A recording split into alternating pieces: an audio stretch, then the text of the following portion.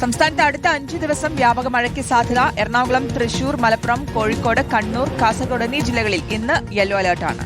മഴയ്ക്കൊപ്പം ശക്തമായ കാറ്റിനും സാധ്യതയുണ്ടെന്നാണ് മുന്നറിയിപ്പ്. അരുൺ സോളമൻ നൽകും വിശദാംശങ്ങൾ. അരുൺ, ഇന്നിപ്പോൾ എറണാകുളത്തേക്ക് രാവിലെ കനത്ത മഴയുണ്ടായിരുന്നു. വീണ്ടും മഴ കനക്കുന്ന സാഹചര്യമാണ്. എന്തൊക്കെയാണ് മുന്നറിയിപ്പുകൾ?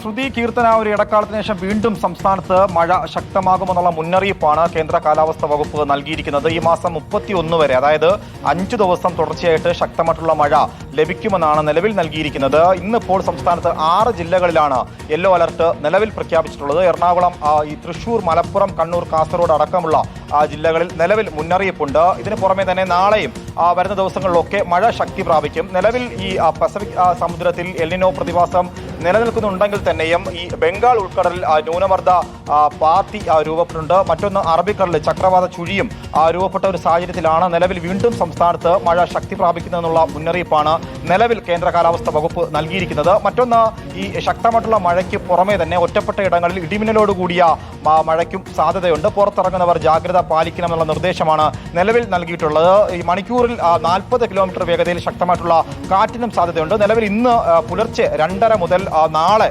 പുലർച്ചെ 5 മണി വരെ ഈ സംസ്ഥാനത്ത് തീരപ്രദേശങ്ങളിൽ കള്ളക്കടൽ പ്രതിഭാസത്തിനും സാധ്യതയുണ്ട്. ഈ മത്സ്യബന്ധനത്തിന് പോകുന്നവർ കർശനമായിട്ടുള്ള ജാഗ്രത പാലിക്കണമെന്നുള്ള നിർദ്ദേശമാണ് നിലവിൽ നൽകിയിരിക്കുന്നത്. അതേസമയം കേരള, കർണാടക, ലക്ഷദ്വീപ് തീരങ്ങളിൽ ഇന്നിപ്പോൾ മത്സ്യബന്ധനത്തിന് വിലക്ക് ഏർപ്പെടുത്തിയിട്ടില്ല. ശ്രുതി, കീർത്തന.